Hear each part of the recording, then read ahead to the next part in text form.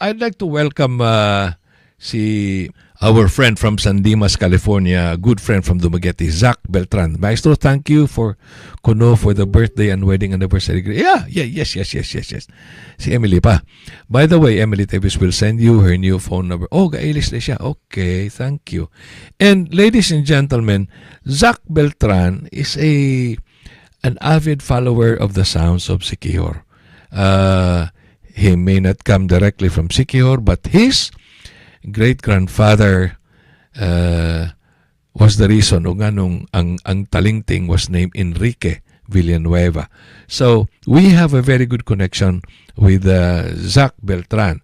Gagreet siya og Merry Christmas. I'd like to play Zach's greetings. So, here it is, ladies and gentlemen, Zach Beltran and family's Christmas greetings.